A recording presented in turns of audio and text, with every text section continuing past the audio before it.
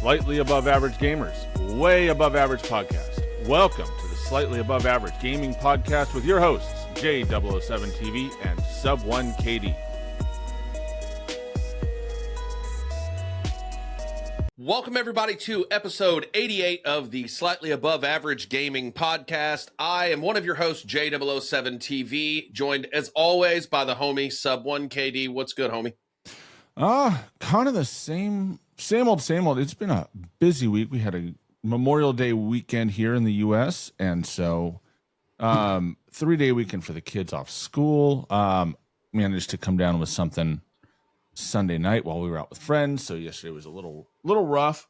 Also one of those, you ever have one of those weeks where everything breaks all at once, and not just like little things, like the expensive shit? Oh yeah, I had let's see here, I had the washer go out, the mower go out, and the watering system in the garden all go out. Yeah, we're gonna have to do some work on the wife's car too. The motor in the passenger side window has gone out, so we're gonna have to that's gonna cost like $400 or $500. You ever notice how now like everything is $500 or more? Like, oh yeah, whatever. It used to be $100 for stuff, and now it's $500. Yeah, it's like $500, dude. It's like just $500 a pop. Yep, $500 here, $500 there, all the money, all the time. Yes, I do notice that. It's my favorite, personally. Yeah. So what'd you guys do yesterday or over the weekend for Memorial Day? I just putzed around the house. Didn't actually do anything interesting. But Sunday we had church in the morning, and then we had friends invited us over for a barbecue. I put up some pictures of we had the ribs out of the barrel. Anytime somebody pulls out an old 55-gallon drum barrel and lights something on fire in it and throws some meat in it, you know it's going to be bong. Like there's no screwing that up. So yeah, we did that. Hung out way too late. By of course my current metrics, like 9 o'clock is like, oh my gosh, I'm out late. Versus when I was younger, and 9 o'clock was like, might have to start getting ready to go out. So things have changed. But no, it was great. We had a great time. The kids had a blast. And before that, on Friday, we actually had a fundraiser for the schools. So they do a big fundraiser. They raise most of the money through the home and school club for the next year, and then matched by some donors. And so it's one of our best ones that we've had, and it was a good event. And so that took up Friday night. Basically been busy. We did something on Friday or Saturday too, and I don't remember what it was. Yeah, we Friday I played ranked with King and Drade. I got to get some games in with the homie Lizard. Nice. And then Saturday I had to go get the shrimp, because we did a shrimp boil on Monday, so I had to go and pick those up. I did that and helped wifey tear down her booth. And, I didn't even play Saturday. I was like, you know what? Fuck it. We went to the pool, the neighborhood pool. We had some drinks, and then we had to get up ass early Sunday because our pastor is retiring. Nice. So it was his last sermon. So we got up and they did a 2-hour service for that. So we went and did that, and then just kind of hung out. Sunday I think I played a good amount on Sunday also, and then yesterday I didn't play at all. We did the shrimp boil, and it was like 75 degrees here, dude. I'm not used to that in May. Yeah, we had it hit about 75, 77 on Saturday, and it was like, oh my god, it's so hot. Because we're used to where I live, it's basically like British weather. So it's overcast most days, foggy in the morning, foggy a lot. We don't do like 80 degrees here most of the year. And then it'll hit like 100 and something, and we're all just like miserable. Fucking heat wave, dude. I mean, Yeah, dude, it's crazy. Just like I don't know, the weather has been weird here, where we've been getting a bit of rain and everything. So, um, yeah, but I'm local this week. I don't have to travel. I was in Houston last week, and I'll be in San Antonio on the Riverwalk this next week. Nice. So, yeah, I have a conference that I'm going to for that All and right. everything, and then just been trying to stay active, dude. And I was telling you before we went live, I've closed my exercise ring 6 of the last 7 days, so six Sweet. days in a row, and 7 of the last 8, because I'm trying to lose some weight, dude. Like and just be more active than anything else, just to Yeah. get healthy. Yeah. So Yeah. We've put a home gym in here, so I've been hitting the weights here and there and trying to get that into a rhythm. And it's all about rhythm, right? You get into the rhythm of playing, you get into the rhythm of working out, you get into the rhythm of going on walks, right? It becomes part of your routine, right? It's not the yep. a one-off thing. Um, and just like getting into the rhythm of posting on socials and going live and doing all of that.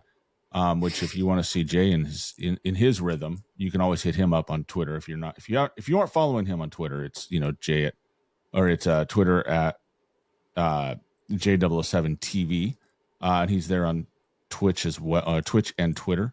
And Yep. I'm on predominantly Twitter and YouTube at Subone KD for Newly both. YouTube partner. That's right. Enjoying Fucking that. go. It's nice to sit back, do no work, and see money coming in. So, been enjoying that. But yeah, no, it's good to get those up and running. And on top of that, we're on there usually because of Warzone or other games. With season 3 reloaded, I think it's fair to do a quick recap uh, of what we brought. What season 3 reloaded brought for us. Ranked in Warzone, bugs, and that's about it. The season just, I mean, yeah, you're right. And I think that, like, overall, like, just the seasons to me seem like they're going really fast. And it might also be because, work, travel, and, when you have something you do literally every week, like we do with this podcast on like Saturday mornings, it's like the time between episodes really flies by. Oh yeah. Yeah. So it seems like that season 4 or season 3 is just, it's gone. Well, I think too is season 3 started late, and so I think they compressed the reloaded season a lot, which, to be honest, is fine because they didn't do anything with it.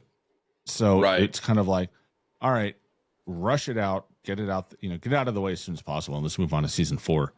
And I'd have to go back and count the calendar. I'm pretty sure we had the right length of season. I don't think they shortened the season at all. I think they just compressed season 3 reloaded. Because it felt like, and I think the first half of season 3 felt like it went fast because so much of it was just getting back to Verdansk, getting back into the rhythm of that, kind of, they turned Rebirth Island back on, right? And they turned, you had all these different modes to kind of dive into. And I think that kind of like made the time go quickly because you weren't wrapped up in like, it didn't feel like it was dragging on, right? It felt like season 3 reloaded just was on top of us almost immediately. So what it felt like to me. Yeah, no, and it's I think it's been awesome being back in Verdansk. And I mean, like, I don't even really, like, here we are, what, 8 weeks in now, basically, Yeah. or close to 8 weeks in, and I I don't really have any issues with the game. Other than I hate it when they fuck with the playlists again and they take out trios, because I don't always have 3, you know what I mean? Or like, I don't always have 4. Mm-hmm. And I don't like playing shorthanded, and I absolutely refuse to play with randos. So we'll trio quad it before we fucking do that. Randos are an interesting one to pick up. Sometimes you get a good rando and they fit in well. Sometimes you get the rando that runs off with the lunch money and then like finds their way to the gulag before buying loadout. Those are my favorite. Yeah. But yeah, no, it's been good. I managed to somehow work my way into gold, solo queue into gold. So I consider that pretty good. given the state of ranked this year. And it's interesting because ranked. So you didn't play much of ranked Resurgence ranked, did you? I played it like one day. I got into gold. Yeah. I feel like Resurgence ranked was a lot easier to earn RP compared to Rebirth, and I also feel like the RP came easier even in Al Mazrah compared to this year. Oh man, I don't know. Because I mean, honestly, I've been playing. I think I've played ranked 3 days this season. No, it's either 3 or 4 days. So not a whole lot. And I did get into gold and we were able to play. So I've been playing with Drade and with King. And I think I've only had like 2 negative matches the entire time in SR. We've been getting a shit ton of SR. We just haven't won any ranked. But yeah, we're getting good SR every single time. I've had like 3 second places, which is frustrating. One of them was just terrible positioning on my part, kind of fucked it up for everybody else. But the other team was also pretty good, so I don't know if we'd have won anyways. But yeah, second place, a lot of second places, but it's like I was hit. I think it was just easier because kills and assists, eliminate taps were easier to come by on Rebirth Island. And I think it has to do with just how many, the player density, right? Like number of players per square meter in that game, and then the constant respawns, right? So like in the game we have right now, you're only really going to have somebody spawning over your head if you're engaged in another team and you knock somebody and they happen to spawn in. It's very rare that you get a respawn of somebody just idly popping in over your head, unless you're getting late in the game and the circle's getting small. And then there's just not as many people coming back. But in Al Mazrah, and to a degree in Al Mazrah, because of the flares and all of the all the regain ability, portable buys, all of that, I think people were dropping into Al Mazrah much, much more reliably, especially later in the game. And then on top of that, in this game or in Resurgence, I mean, it's Resurgence. People are just dropping in all the time for like the first 3 or 4 circles.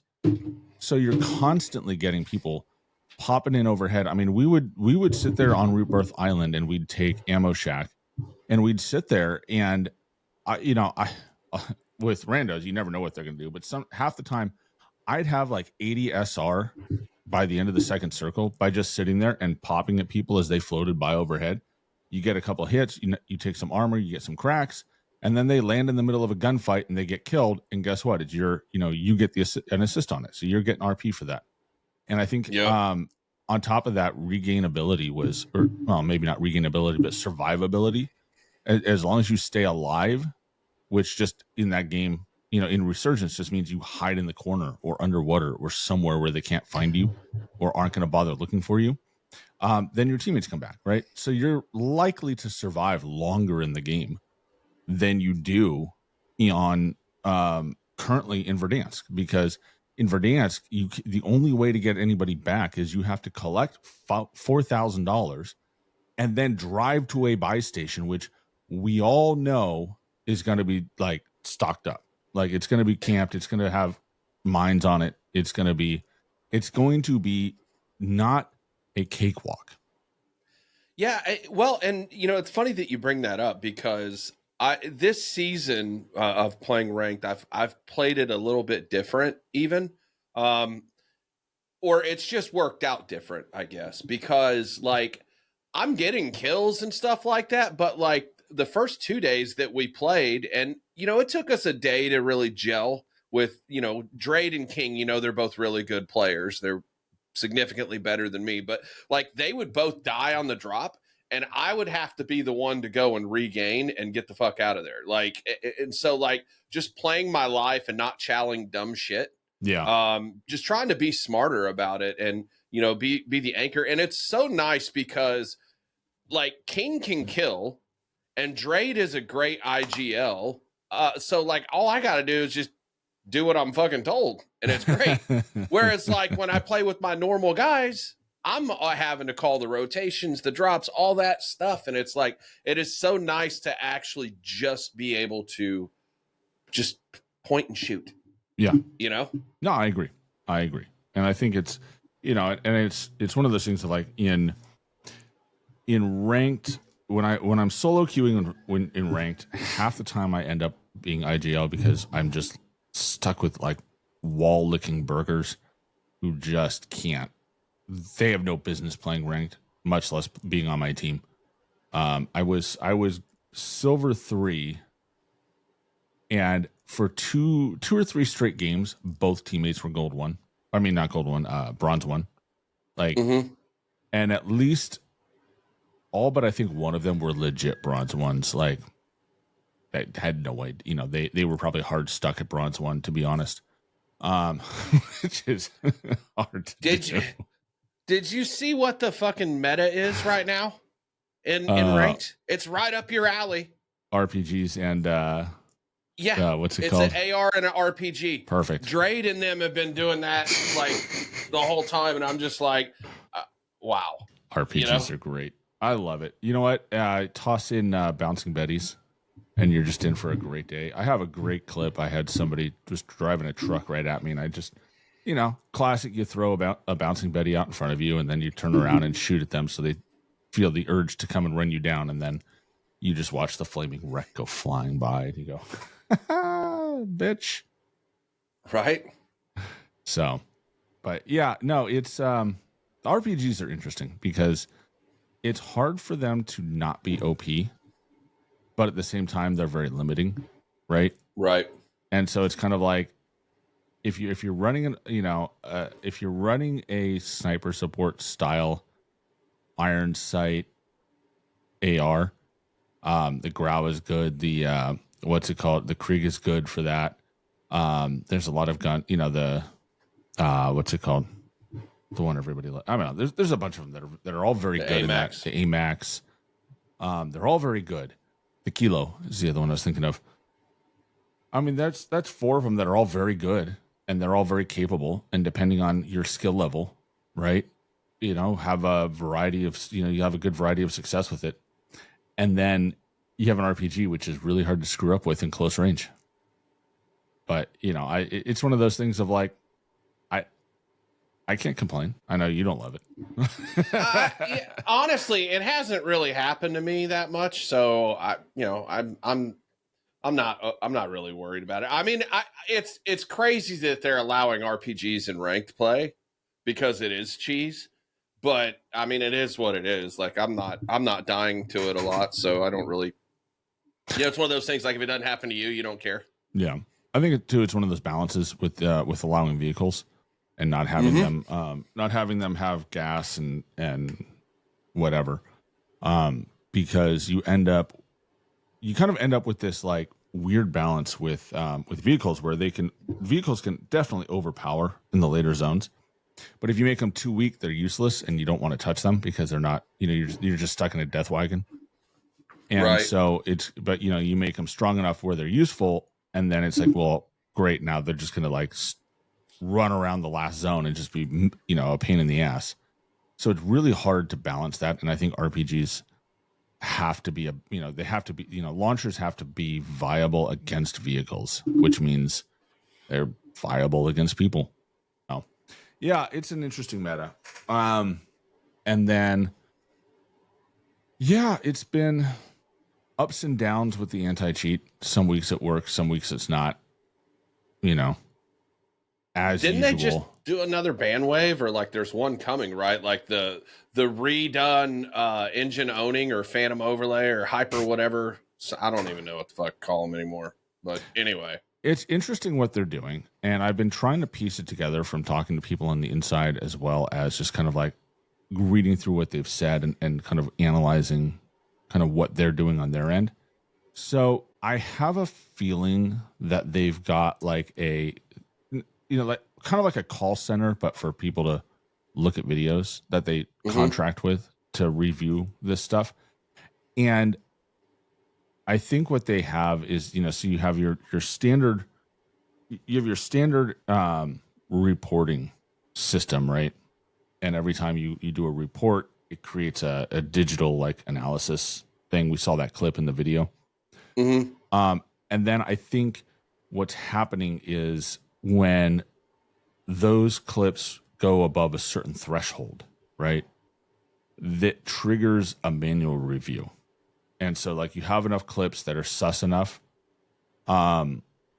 then what it'll do is it will actually ding, it'll put you in queue to be reviewed. And so I think what's happening is that this group of people that do these reviews, whether they're a third party or not, I obviously don't know, but I'm assuming that they kind of work I'm assuming that they're a third party contract.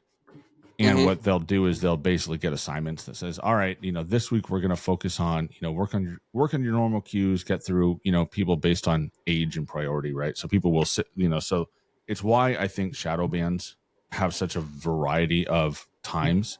So if somebody gets shadow banned, I think their clips go into review, their accounts go into review, and you end up with basically this, and they can go into shadow based on either the AI picking stuff up and filing their own basically reports, Mm-hmm. or people smashing the report button in game.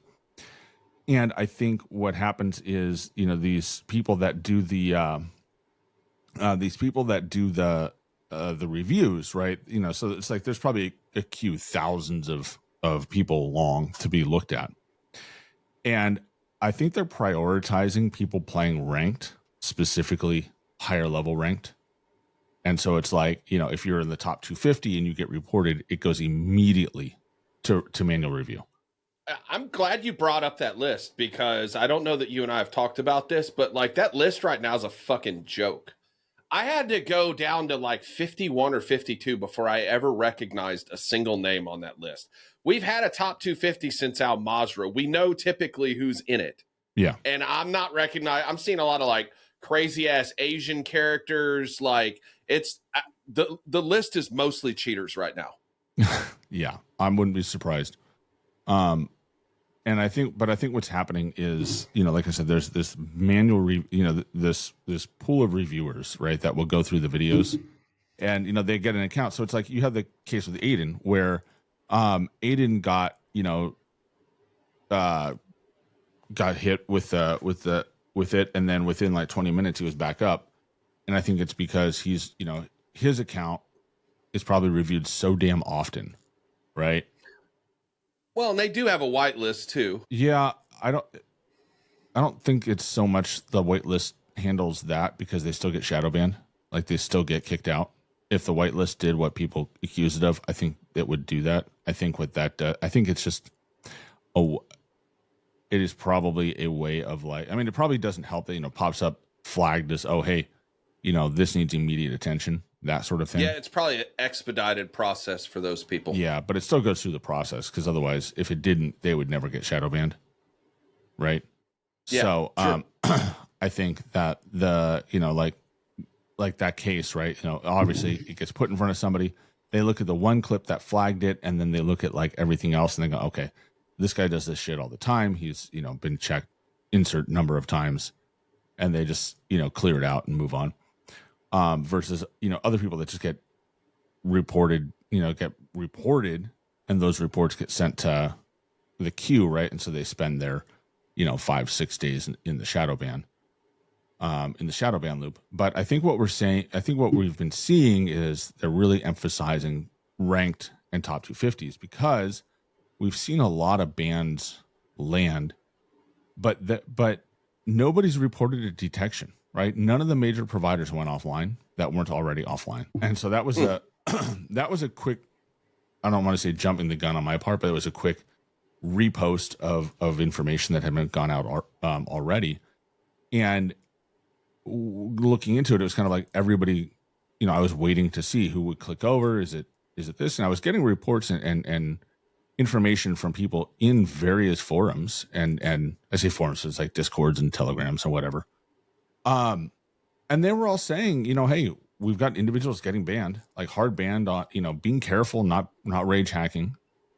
And the reality is, the only way that that would happen is if somebody did a manual review on those accounts. right? And actually was like looking at it directly. And so I think it's probable that people were getting hit on some of these basic things, and then stuff like watching people through walls and things like that, that when you do that consistently enough, I think the AI is picked up on that pretty quickly. And so there were a lot of essentially individual bans. So the ban wave was a lot of individual bans and not necessarily a detection of any given cheat provider. Right. So it's an interesting system, and you wish they would run it at scale because it's clearly effective. It's catching people that aren't, it's actually catching cheaters. It is doing its job. It's not, there's too many. Like they need to hire 10 times as many people to do this shit, or, make them work longer or something.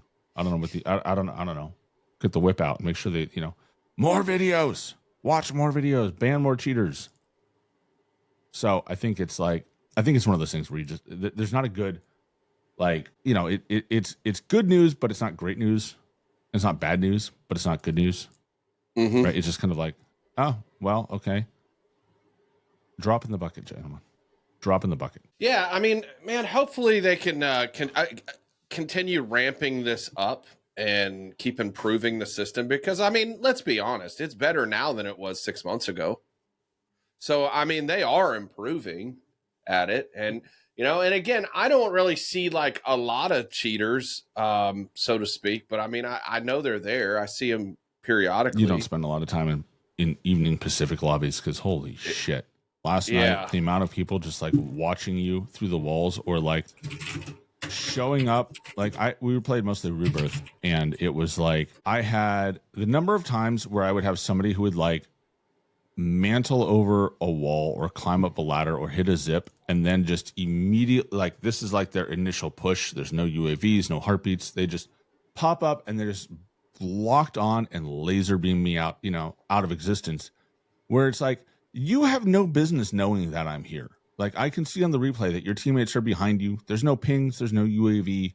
Like, I have a suppressed weapon. There's no reason for you to know exactly where I am, except for, where I am. I had that happen a couple times last week where I was questioning it, and I mean, again, me, dude, that's not my first instinct every time I die is be like, oh, fucking cheater. Yep. So if I'm questioning it, it's, it's gotta be in my mind, it's pretty legit, but hopefully they'll continue to improve that system and we can, have more, more of a, just a better experience for people. Yeah. In general. Yeah.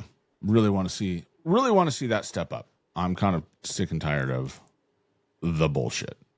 And I'm tired of questioning everything, to be honest.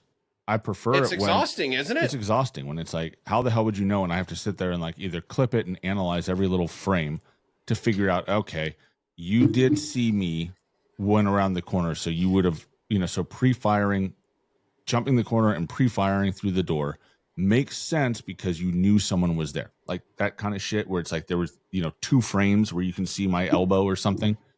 Like, yeah, devil's advocate. But at the same time, the ones where there's just like, I mean, the one that really just threw me for the night. We were in chemical, and I was on the inside on the top level, and I was tucked in the corner looking through the window, and this guy came over from bio. Had come over from bio, was all the way down below the whole time that I ran up to that window. And then I could hear him on the zip line.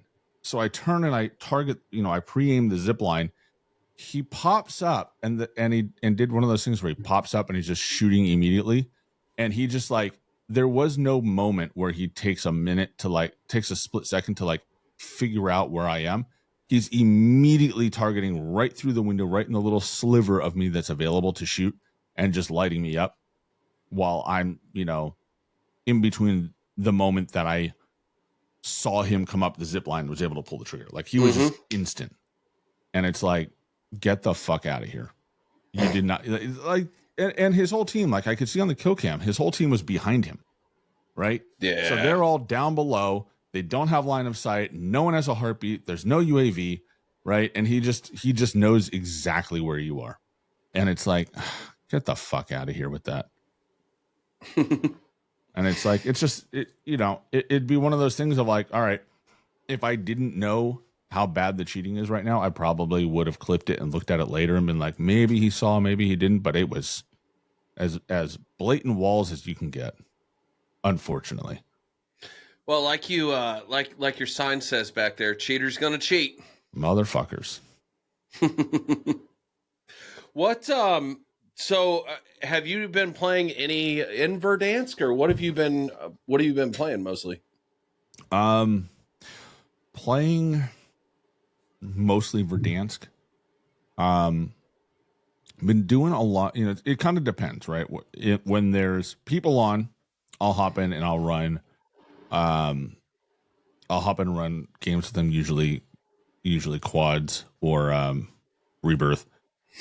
And then if nobody's on or everybody's full, I'll just work on camos and casual or plunder. Been playing some plunder with Crossbow Mike. That guy's hilarious to play with. He just pisses people off. It's awesome. And then I'll run in the daytime. I'll hop in and run ranked. I'm not running ranked in Pacific time. In these Pacific lobbies. Forget that. I've been running one casual and then just as kind of like part of my warm-up routine or whatever, and then just going and running either solos or running ranked in Verdansk. But one of the things that they're doing for season 4, I believe it'll be season 4 reloaded, because I don't think it's going to be up right off the rip, but they're going to actually have ranked for both Resurgence and for Big Map BR, and that's awesome. I think it's great. I think that's great. And they're not connected on their they're separate ladders, right? So you'll have a ranked Resurgence ranking, and you'll have a ranked BR, which I think is terrific. Well, and I want to play more ranked. I just didn't have a set squad, and so I wasn't able to really play as much ranked until I started running with Drade and King. So I'm hoping that's the squad moving forward. I mean, I know like Drade was trying to get into Diamond today. I think Plat's going to be about my ceiling for this season for no more than I've actually played it. But he's trying to get into Diamond, so he said he was going to be running with some sweats until then. And then when he does hit, he's going to hop on his other account, and then we're going to run some ranked tonight, I believe. Nice. So that'll be fun. Yeah, it should be nice. Yeah, I ran a couple games of that massive Resurgence mode. Yeah, it's actually fun. It's a much faster paced game than Verdansk tends to be, because you have the Resurgence timers, but also the circles are fast. So you don't have that early time to linger. So if you like the kind of Urzikstan-y feel, where it's like you're kind of 100-person Urzikstan, where you're kind of booking it all the time. Like you don't have time to sit still very much, because you can't sit there and like do 2 or 3 contracts in the first circle, right? Because the circle is going to close, and so you got to be moving. Right. And the Resurgence aspect of it is means that if you're not wiping the team quickly, like they'll just come back, and whether they come back on top of you or they come back, they drop somewhere else, right? It keeps the lobby fuller than usual. So when it gets a little bit later, it gets busy. Had a lot of success with that. Enjoyed that actually quite a bit, more than I expected to. I usually don't like that resurge. I didn't love I'll put it this way. I didn't like it the first time they tried that, which was in Warzone 2. I think Hamaz was the first time they ran that, if I remember right. But yeah, no, it was fun. I enjoyed it. I kind of wish they had the what was it called? It was like the buyback solos or something. I actually like the buyback solos. That was actually pretty fun. Yeah, I think it was a buyback. No, I don't think it was buyback. I think it was a different mode. Basically, the gist of it was when you spawn in with your loadout, but it was on Caldera and it was the full Caldera map. But there's no circle stoppage. It's just perpetually closing. Mm-hmm. And so it'll like you kind of know where it's going, but it doesn't like the circle is just always closing, always closing, always closing. So you're never like there's never a point where the circle's not moving. But you respawn. I think it had a respawn timer. Maybe it was buyback. I don't remember. I don't remember what the comeback method was, but you could drop back in. You'd have your loadout. And that was a wildly entertaining mode as well for solos. So I like that one. I hope they bring something like that back. Yeah, that'd be cool. So did you see they're bringing back that mode, and I'm trying to look for it right now. Because I know you went live, I think, and you went over the blog post. Yeah. Yes. Yeah. So where's that mode that I'm trying to find it on the deal right now, but they had it on Caldera actually, and it was pretty fun. It was like a 50v50 or something like that. Oh, Clash. Yes, Clash. I like that mode. That mode was fun, dude. So they're bringing that back. Yep. That's awesome. And then it looks like we're getting a POI change coming up. This is an interesting change. So when I first heard of it, I was kind of like, okay, it looked like initially we were going to get basically a riff on them recycling Nakatomi Plaza. Mm-hmm. So if you remember season 3 or 4, we had the event. We actually got an official Nakatomi Plaza, and then they kind of rejiggered it so it didn't copyright and all that, and they could call it their own thing. So I kind of they were replacing the CCN building or whatever it's called, ONN. What do they call it? What's that building called? The news station, news tower. Yeah. And I kind of expected them to basically do a Nakatomi Plaza, and it took me a couple of minutes while I was going through the blog post to realize this is a massive POI. Have you gathered how big this thing is compared to like everything else? I'm looking at it right now, and I mean, just height wise, it looks like it's significantly taller than everything else. You have the cranes that they're going to be adding that are supposed to actually work too. By the way, you can rotate the train, the plane, cranes. Yes. So I think that's cool. So what I like about this is it, even though it's in the same spot, it doesn't look to me like they're just recycling content from the last time we were on Verdansk. And I like that. We've never seen anything like this before. We've never had this is awesome before. So this is a huge, huge, huge change. And it's honestly like looking at it and from, they had the reveal video. If you haven't seen that, it's pretty cool. There's a lot going on just in this POI. Like this could be its own map. I feel like if you want it, all right, I'm gonna say this. It almost feels like they're taking a shot at Dr. Disrespect and putting a vertical extraction. Putting a vertical POI in here. I don't know if that's true or not, but it feels to me like they could be doing that because after all the shit he talked and then everything went sideways, and that project will not apparently see the light of day. That whole studio shut down, didn't they? Yep, it's gone. So unfortunate. It would have been interesting to see. I still don't know whether or not it would have succeeded, but it would have been fun to watch it try. He had some cool ideas, but just putting this whole thing together. You've got like stores on the bottom levels. You've got an apartment on top. You've got like a mid layer. There's like a mid level somewhere. And then you've got the cranes overlooking it. I mean, and think about it too. Like, look at how tall it was in terms of like the rest of the buildings. Like we had the building, that skyscraper in Urzikstan, and that was a big space. This thing looks, I think, bigger. I think looking at it, it's probably about 20 to 30% bigger and somewhat taller than that one was in terms of like playable space. So I am very interested to see how this fans out and how it plays out. Hopefully it plays well. If it, you know, you can have all the cool building you want. If it has a bad flow, it's you're fucked.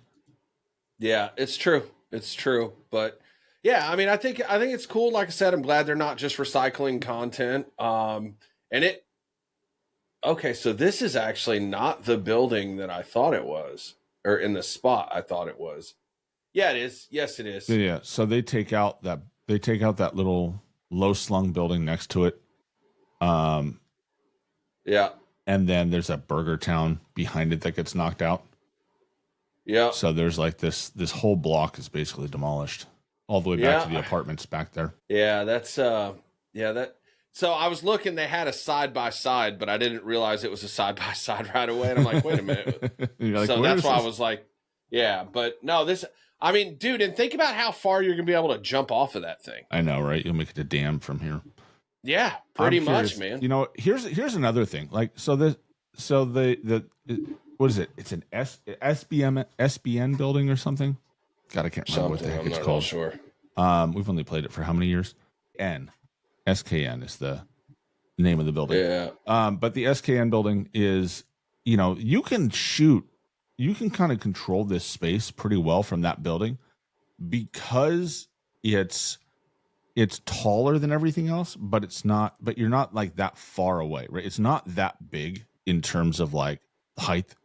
So even though, yeah, you're going to be up and you're going to be looking down on everybody else, it's not this, you know, it's not a, it's not a very, it doesn't make the shots very difficult, right? People running around on the ground level, you can hit without having to lead too much. People on other buildings, you can hit without having to lead too much. But holy smokes, this thing, if it's as tall as it seems to be, like if you're on the top of that thing and you're trying to like, you know, aim down it, you're going to have a very hard time hitting shots reliably. And on top of that, you're not going to be able to control all sectors of it, right? So like a squad of 4 could throw some mines down on the door and throw some on the zip line that's there. And you can basically control that rooftop. Like nobody's coming out without a chopper unless they're dropping in, right? And when you have that rooftop, 4 people can control 365 degrees without too much work, right? Like it's just Right. 4 snipers and you dominate downtown, and everybody else is just kind of dipping and dodging and, you know, missing wrenches, you know, hopping between buildings, and anybody up on top is subject to getting picked off. You can't do that on this building because it's so big in terms of like the footprint that it has. Like there's not going to be a place where you can sit there and look over the edge and still be kind of in the same place. It's got 4 towers. One of them's done. The others are under construction. And from the looks of it, like just the size of that space on top is going to limit your ability to like for everybody to move around, kind of like move around and control edges. So I think it's going to yes, dominate the play space, but I don't think it's going to be like the power position of, you know, the ultimate power position that the current building can be in the right hands. I think that just the geography of it will limit that. So it should be good. It should avoid, you know, it should be an interesting POI that can be powerful, but avoids the kind of overpowered, you know, castle on Ashika Island or what's it called? You know, peak, right? Issues where it's just there's nothing you can do in that whole area because somebody's controlling the top of that. Yeah, it's gonna be fun. I think the season 4 update's gonna, just based on what I've seen from the blog post. I mean, obviously we don't have the patch notes, which we'll get those probably tomorrow, right? It goes live Thursday, so tomorrow, maybe Wednesday. Depends. Well, today's Tuesday, so tomorrow's Wednesday. Yesterday was Monday, bro. Oh fuck, you're right. Yeah, tomorrow. We'll get them tomorrow. So yeah, we'll They might do put them that. out day of. They've done that before, so I think it'll depend. Well, and also if they do that, Sub may go live on the SAG podcast Twitch channel and go over the patch notes. So make sure you guys got your notifications turned on for when we hit that, because we need to figure out a way to stream more to that channel, because we want to get monetized, where we can have subscribers basically. So yeah, the biggest thing is we need about, I think, 20 more followers, but we also need, we have some stream time metrics and CCV that we have to hit. So yeah. Yeah. So it might be on there. Would appreciate everybody hop and catch the read on that. I'll let you. We'll keep you posted when it drops. What else? Season 4's got some other stuff coming out that's kind of interesting. New weapons, as always. I'm disappointed they didn't bring back my Swiss K31 yet, bro. Yeah, well, they'll bring that back just in time to like close it down and launch launch Warzone 4. Yeah, probably. I heard they're taking it to a IW10. I keep hearing IW10. Maybe that'll be the next one. We'll see. Leaks be leaks. You know what I mean? Yeah. I mean, we don't even know what they're fucking gonna do for a map anyway. They may. I mean, dude, they very well could scrap Avalon until, or it could be the map next year. Who knows? From what I've heard, Verdansk will be the map next year as well for at least part of the year. It kind of sounds like we're going to get Warzone maps will roll over March now. I think that's the play. I think so too. But Avalon is going to be a zombies outbreak. It is earmarked for a zombies outbreak style experience, and will probably not make it into Warzone at all. Yeah. Are they going to be doing more balancing on the Modern Warfare 2 and Modern Warfare 3 guns? Did I see that? They did say that last season, start of season 3. They said they're going to come back to it in season 4 and kind of rejigger some more of it. So just make the guns viable, dude. I mean, that's another thing, honestly, though, that they have done fairly well so far is there's a lot of different guns you can use right now. There are. And it's nice. I like that. I don't like being forced to run a specific weapon. We've talked about this 1,000 times. Mm-hmm. So I like the idea that there's like 5 ARs that you could realistically run. I mean, I still got a buddy that's running the Cypher. Cypher's not bad. If you pick one up, it'll sling. It's kind of weird when you look at the stats of them. It's like the Cypher, the Kilo, the Grau, the TAC 56, there's a handful of others that they're all in there. They're all like about the same. Like you're splitting hairs to declare that one is better than the other in terms of like the actual damage per second. It comes down to mag size or shakiness or, the visual noise they put on these, they put on these things for 2 years. Which, can we talk about the nail gun and why that thing has fucking muzzle flash? Can we ask that question? Are we allowed to ask that question yet? Has enough time passed? Why do they? I don't understand the logic behind putting a lot of that shit in there like that, like the shake and the muzzle flat. Like obviously, I mean, you could put a little bit of recoil, but I just feel like they've gone way overboard on that stuff. I mean, to the point they're putting fucking muzzle flash on a nail gun, dude. A quest for realism, I guess. Yeah, because it's totally realistic to run around a fucking, a theater of war with a goddamn nail gun. I got nothing. Yeah.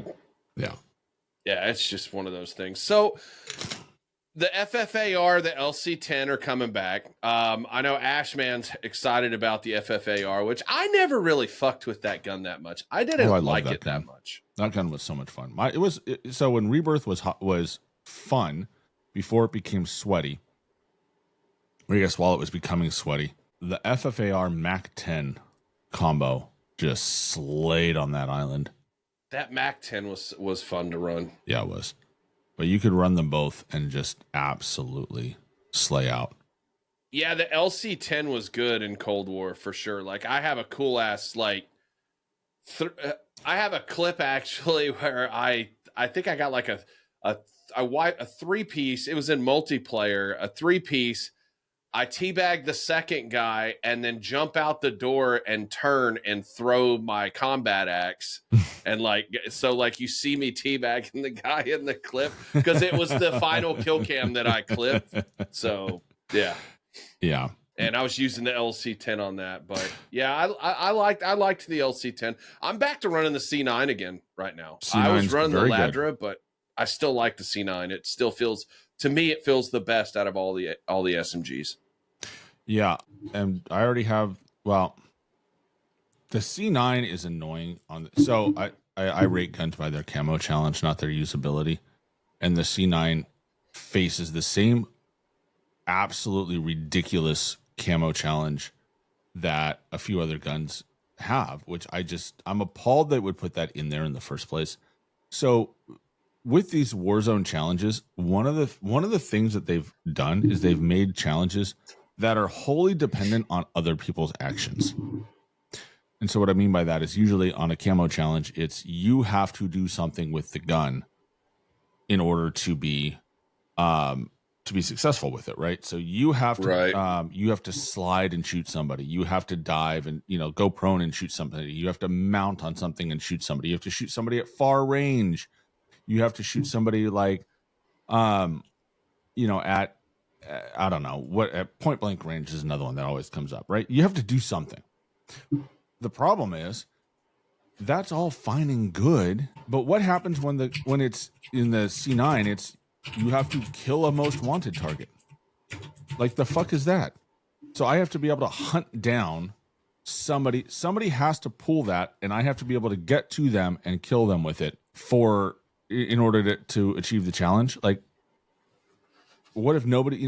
That's the problem. Nobody pulls it around you. Somebody gets the last shot on. It's not under your control. You don't have any ability to control that.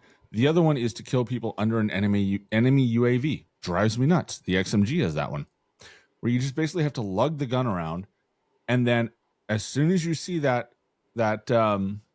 red bounding box on your map show up, then you have to hunt down and start a fight. It's like, bro, I don't control when people. I have no way of controlling when people will put those up. I have no way of controlling if they'll stay up after when I'm fighting it. Nothing worse than getting into it with 2 or 3 guys, and it turns out you killed the UAV the first time and it ran out, or you stepped out of the boundary box to fight somebody, and you have no control over it.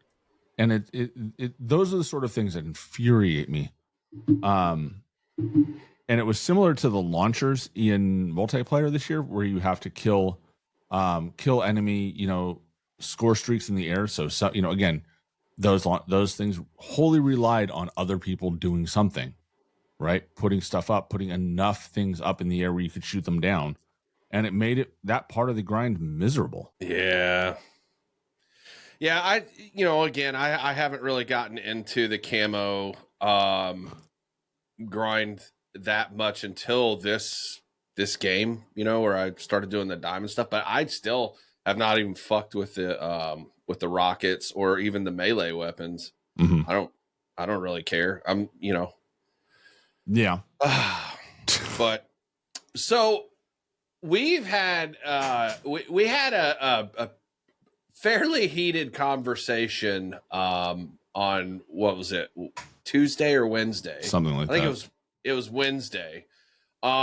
Because you have sort of a theory, and I've seen others with this same kind of theory too, about how eventually it's going to get to where it's just casual and just ranked with like no pubs.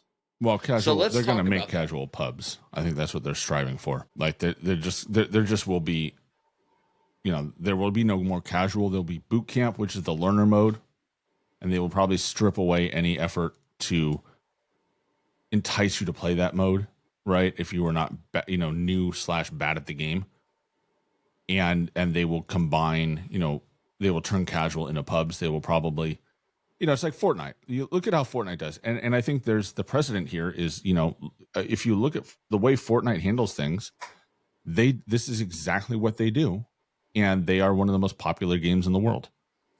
And they put, they fill out lobbies with bots as needed to keep the game, to keep the game playable, right? So it's not SBMM to death, right? So that you're not, you don't create these lobbies of utter bots, actual human bots that you can two box into.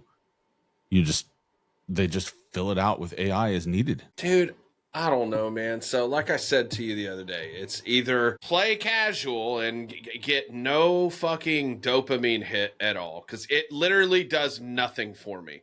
I don't clip anything out of there. Somebody told me their PR and casual the other day, and I'm just like, it's casual. I don't fucking care. Yeah. I get nothing out of that. Or the other alternative is to sweat your dick off all the time in ranked. And I just don't want. I would prefer they kept pubs. And if we have honestly, the SBMM's not really. I've been the one that's bitched about that the most on this podcast for the last 2 years. And if I'm telling you that it's good even in trios and quads, it's fine, dude. But it's only good where you live, because it's not good where I live. When I get on at night, it is misery. It is beyond miserable. If I'm not sweating my nuts off 24/7, and I mean like straight up sweating it, I am getting just demolished by everybody. And granted, I'm not as quick as I used to be. However, the absolute speed and precision that people play this game with, like in Pacific, the times that I hop in with you, lobbies are so much easier. It's so nice. They're so good compared to nowadays. And it's like I'll hop in with other people on, in Florida, even West Coast evenings. So I'll get put in Texas lobbies, and those kind of Midwest lobbies. And man, it's playable. Like, you can play those games. Like, I can play that. But out here, when I've got a ping that's 11 or 12, I know I'm going to get screwed. Everybody's speaking Spanish or they're Asian characters, and everybody is just cracked out beyond measure. And that's not even counting the people that are, shall we say, unle sauce. Yeah, I usually have around a 4 millisecond ping. Mm-hmm. 3 or 4 millisecond ping. It rarely gets up over like 20. And the lobbies are, they're not just bot lobbies. I mean, I'm not saying they're bot lobbies. I'm just saying the ratio of I know what you're players. Saying. Yeah, but they're just mixed lobbies, and that's the way. I think that's why I like it, because it's just variety. I get shit on some matches, and then I shit on other kids.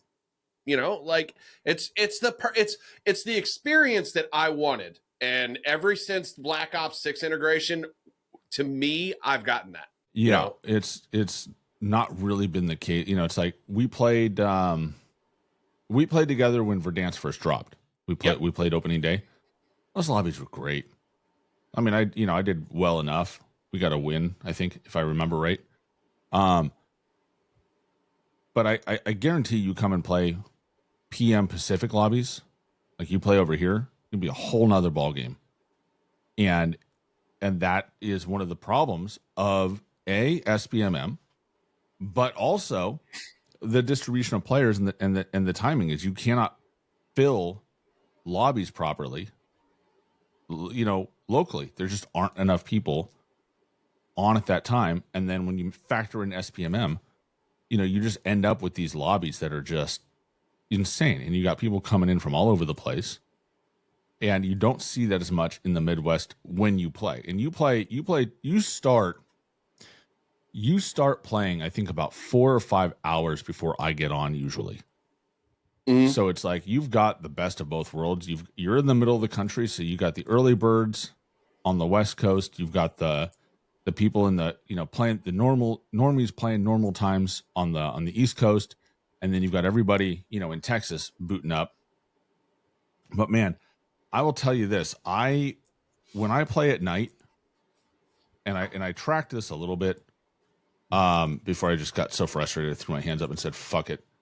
The difference between when I played in the morning, just solo queue quads, like my time in the morning, and when I play my solo queue quads at night, was about a 1.8 KD. Like I was dropping I would close out a session 2 or 3 K, ED, I guess they call it. I'm sorry, ED. I would run a session for like 2 or 3 hours and have about a 3, and then I'd hop in at night, and it's like if I can squeeze out a 1, that's a good night. That's how intense it is. That's the difference between normal times and then what become Pacific. And it's weird because for nighttime lobbies, Pacific for Warzone 1 was much better. That was the soft lobbies to get into. People loved my friends from the East Coast used to love playing, when I hosted, because it'd be like the lobbies would feel so much better. But man, like it's just it can be unplayable. And then you get into areas like Oceania or Australia, where it's like there just aren't even enough players to play the game. Take them 3 hours to queue. Yeah. That sucks, man. Like that's the drawback for those guys down there. I hate that for them, because I mean we've got several people that we know that are from down there. Kelza, Desert Rat, those guys. Martonic is out there. And then we got Lord, and he's over in Bahrain, so he's in that I don't remember what region that's called, but yeah, it's crazy how that works for those guys. I mean, and Texas in general, I mean, being like in the central part of the country, obviously, but if you look at it, like I think the internet infrastructure has to be really good here, because there's so many esports teams and orgs that have moved here. Well, yeah, I mean, not to mention Texas is very favorable for stuff like this. It's just a good it's just very central. You get everything, right? So you get the full experience where and when you play. I mean, I'll bet if you look at your matches that start at 10 o'clock at night versus the matches that start at like 5 o'clock in the afternoon, I'll bet you'll see a difference in terms of quality. Yeah, I mean, they usually start out, like somebody commented to me the other day, they're like, yeah, your lobbies are usually pretty nice until about 8 o'clock. Right. And then it starts getting a little bit more sweaty. Yeah. And, that may be true. And it's probably the East Coast, finally dropping off. And then, it's like, and so the demons and this is kind of how it goes, right? The demons from the East Coast will play late, end up in your lobbies late at night. And then, the demons from your lobbies end up in my lobbies late at night. But for some reason, these West Coast lobbies, they're getting just region stuffed from all over the place around that time too. It's infuriating. Yeah. And I think that's one of the problems they have to solve, right? Because they can SBMM doesn't work. Like I've proven it. Experience has proven it. Like most people don't have as an enjoyable time as you have experienced playing this game, I think. And especially, if you're higher skilled, that's definitely true. And I think most people, unless you are in a fully protected lobby, you just end up getting chased most of the time you play. It just is. Well, and you brought up the protected lobby, and unfortunately, when it comes to discourse about this kind of thing, that's immediately where people go. Like if I say I'm not having as bad of an experience with that, oh well, you're in protected lobbies. No, the fuck I'm not. I can assure you, I am not in protected lobbies, dude. I'm in the demographic that gets bent over the most. Yes, I will attest. They shoot back at you. Yeah, but it's one of those things. There shouldn't be to be honest, I don't think Warzone should have a protected lobby at all. I don't think it works in Warzone. I think you just incentivizes people to get into it and just trash on everybody, and B, it's one of those things where in order to keep a protected lobby protecting a bottom portion of the bracket, you're always going to be robbing everybody else. And so that's one of the things that, like, when you break it down, right, when you have, if you take the bottom 10% and you stick them in a protected lobby, well, what happens if half of those players quit? Then you've got to take another 5% of the lobby away, and another 5%, another 5%, and eventually you're protecting, if you look at the full skill range of everyone who plays the game over the course of a year, you end up taking the bottom 35% of the player base away from the matchmaking, which means most people don't get to have a good experience because they're always being shoved upwards trying to fill lobbies for higher skilled players. And I think that's what ends up happening. It's why you end up with so many people getting shit on by higher level players when the higher level players are not, like, they might lobby surf, but they're not necessarily two boxing or doing anything else to really screw it up, is because they have to fill these lobbies. And I think that's where the bots are going to come in, is like, you have to fill a lobby. So fine, let's fill it on, look, at the end of the day, the game is best. The game feels the best when the lobby is a bell curve, is a proper bell curve of skill. You have somebody from the top 20%, like one squad maybe fills that, and then you just bell curve it down from there. And if you're bad at the game, it's going to suck anyways. But at least there'll be a few other bad players down there with you that you could find. And in theory, you will either quit or you will get more skillful and you will no longer be the bottom of the barrel. And everybody else will have a mixed bag.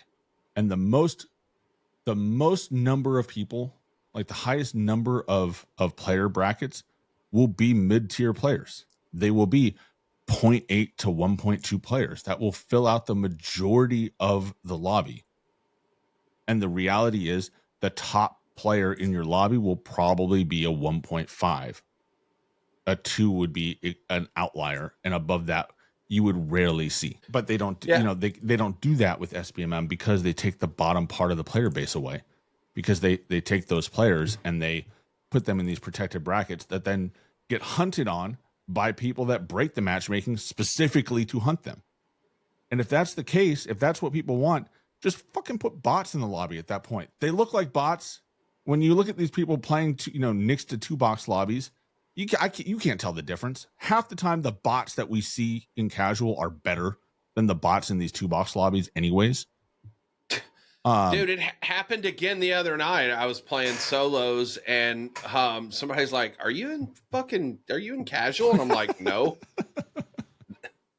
Because I think I ripped off like 3 or 4 kills in the first minute over at Millbase. And we laugh, and there are people who are not good at this game. Whether it be they're new to first-person shooters, they're new to Warzone, they're, disabled. Maybe they're just kids that just suck at games in general, but they just kind of have fun screwing around. I don't know. But there are a lot of people that I think that meet that criteria. And because they're put in these protected brackets, they inevitably see high-level players frequently because they're being hunted in these lobbies. These lobbies are being hunted down by these high-skilled players. And then there's and then everybody else gets shittier lobbies than they should have. Versus casual, which I cannot be convinced that it has SBMM at all in it whatsoever. I can't be convinced. I don't think it does. I have played enough of that mode that I have not only played it, but I have observed it, where I just splat myself and I just watch it. There is no SBMM in that mode at all. I'm calling it, and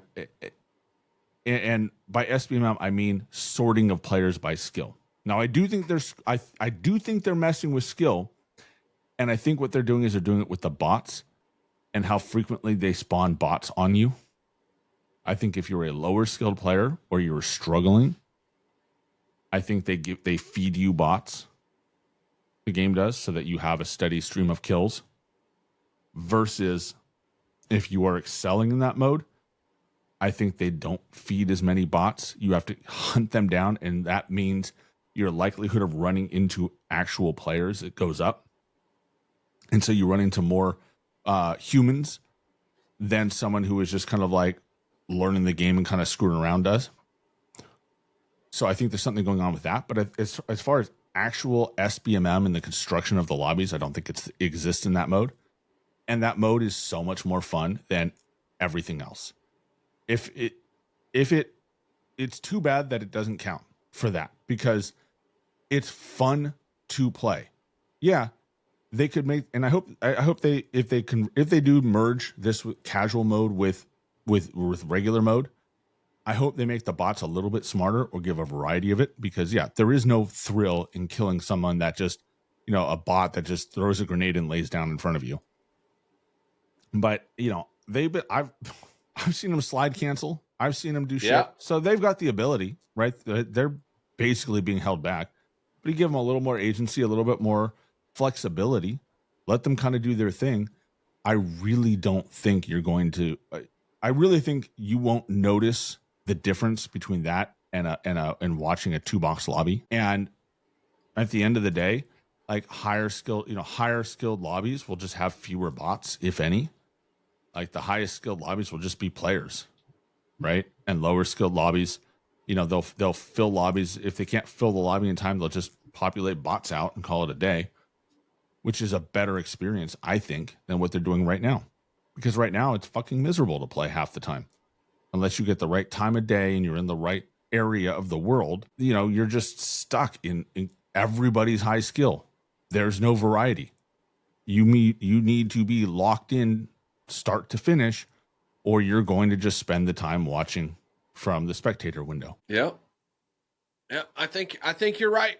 I think you're right. I just, man, I don't know. I just want to get something for it. Like, you know what I mean? Get something out of it. I mean, right now I play it when I want to grind camos, because it tends to be a bit more of and you get that feeling of playing the BR. So it's not like Plunder where you're just kind of mindlessly killing people. So you get the thrill of it. And then you get some fun. You can do some goofy stuff, and it's just a more relaxed atmosphere.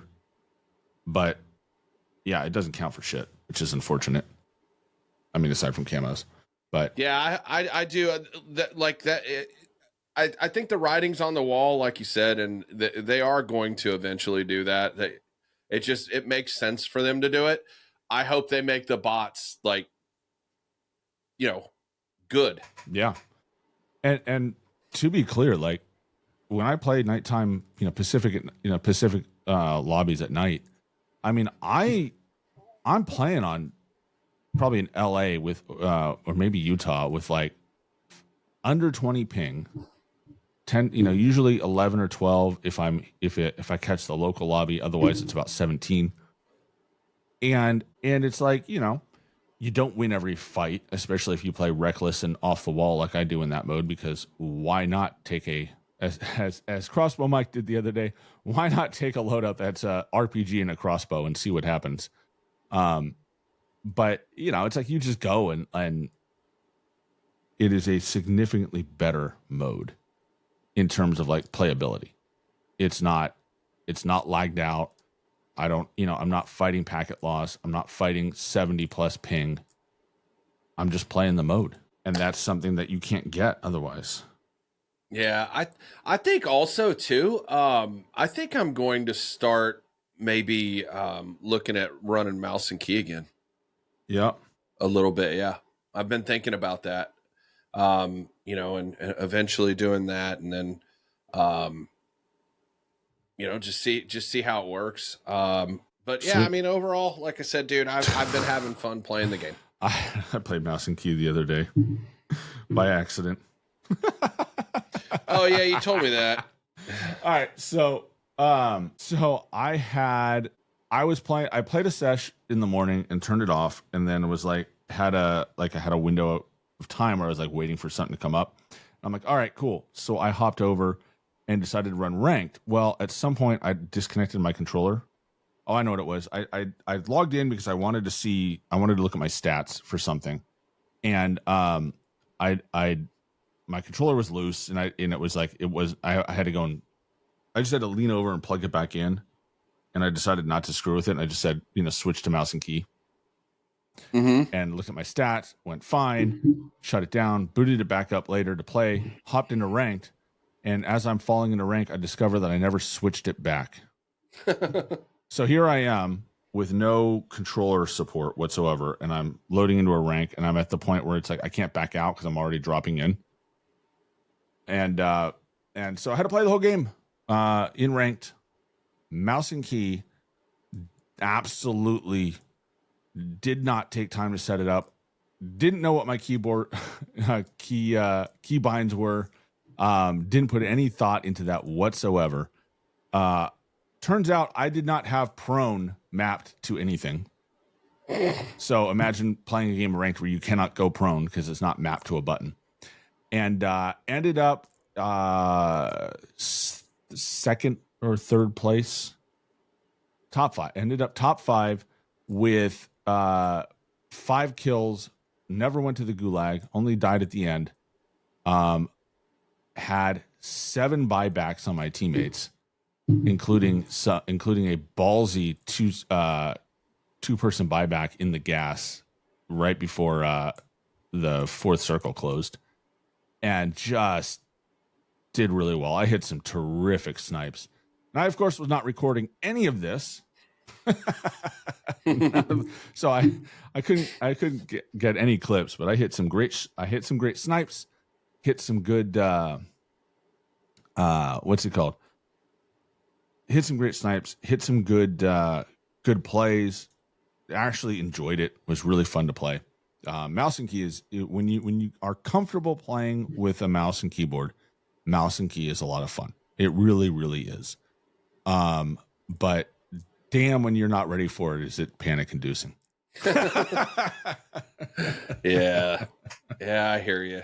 Well, I told you I had some issues with my controller, so like, I had a little bit of, adjusting back to the Fusion Power A compared to the AIM controller. So having to deal with that and like how you hit the buttons and, all that stuff. Yeah. So yeah, input matters. Input does matter. But yeah, it was fun. Mouse and key is a good one. If you want to learn, I think casual is a terrific opportunity for it.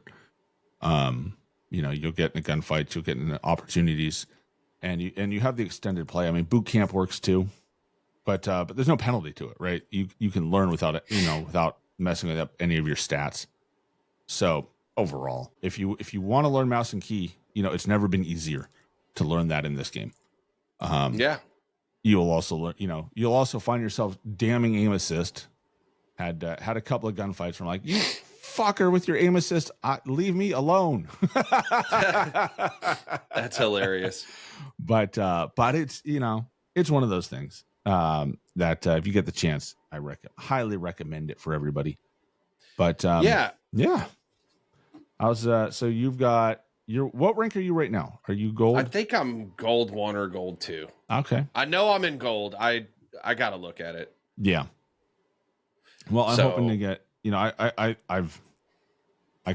haven't had a chance to play all weekend. So, in solo queuing, it's, good games are hard to come by. So you're kind of, my ability to get out of gold is probably non-existent, seeing as it's over like tomorrow. So I'm going to throw my hands up on that next season. But, I'll start, I'll start in gold next season, and it'll be the grind to hopefully diamond by the end of the season. Yeah, I was hoping, because, I hit diamond on Al Mazrah the last 2 seasons. And I haven't hit diamond since, but also too, I haven't been playing as much ranked. So yeah. Ideally I'd like to try to make a run at Crim, at some point, but if who you knows? Do that, we're gonna have to rename the podcast. So please don't. No, I just step in Drade's backpack, dude. I just fucking get in that backpack, schlepping along. Yeah, pretty much. Love it. So, all right. Well, it's been a good episode. I am, running rapidly out of topics because there just hasn't been anything going on until tomorrow, day after tomorrow. So, looking forward to wrapping that up. What else do we have? We don't have anything. So next week, we'll have our feet wet with season 4. We'll have a chance to have explored the changes, see how it feels, see what the new weapons are like, the new weapon balancing and how that plays. So it'll overall be a kind of ready to have an action-packed episode. We'll be back on Saturday morning, I believe, is the plan. Yep. And then we should be next week announcing our next guest, which I'm pretty excited about. I think it'll be a fun episode, a lot to talk about with him.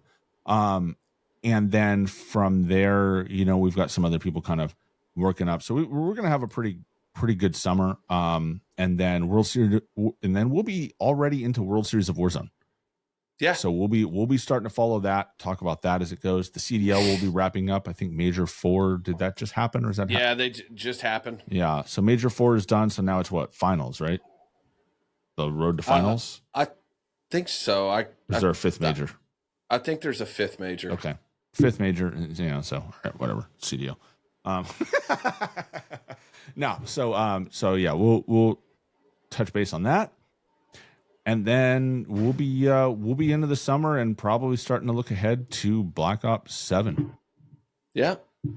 And then hopefully it won't be another marathon. Yeah, I know, right? Well, and Battlefield's doing their play testing right now. Jigsy actually got to play test it. Yeah. So far, I haven't got a chance to talk to him and see how it went. I looked and I wasn't invited to do that yet. Like they had a lot of people sign up. So well, obviously that's fine. I'll just play it in the fucking beta. I don't really care that much. So, there's some rumors that came out about their BR, and we can kind of maybe look at that, talk about it on Saturday. Yeah. It if they do it right, it'll be the first time we'll have a real. I want to phrase this right before everyone jumps down my throat. A visually realistic battle royale that is competitive to Warzone, which I think Wars needs competition, man. Yeah, it should be the best thing for everything, and either Warzone will get its shit together and step up and compete, or this will be a Battlefield BR podcast after that. We'll see. Well, I mean, no, because I'm not hating. Like somebody asked me to play something else the other day. It was like Repo or Splitgate or some shit, and I was like, "Why? I'm actually having fun on this game. So if I'm having fun here, I'm not gonna go play something else." I don't play a lot of games like that. I usually lock in on 1 or 2, and that's it. It's Call of Duty and Warzone right now. And then you'll be all pissed off when they put loadouts in Battlefield. Jesus Christ. They're fucking going to. It's the best way to sell bundles. Yeah. I mean, well, the thing is they have, you can do it with cosmetics. You don't have to have a fucking blueprint in there. Which, by the way, the store is still dog shit in here. I don't know what the fuck we have going on here. It's like Fortnite and fucking Destiny all in one or whatever. Like, it's dog shit. But it works. No matter what, the store always works. Oh, 100%. Anyway, awesome, man. Good shit. Yeah. Well, thanks for everybody for hopping in. Don't forget, if you haven't followed along on Twitch, we'd appreciate you just hopping over there and giving that a follow. And again, if you came here because you follow myself or Jay and you don't follow the other, please swippity doodah and follow us both on our platforms. And then we will catch you on the next one. Later. This has been Subone KD along with J007tv and the Slightly Above Average Gaming Podcast. We're logging off now, so we'll see you next time.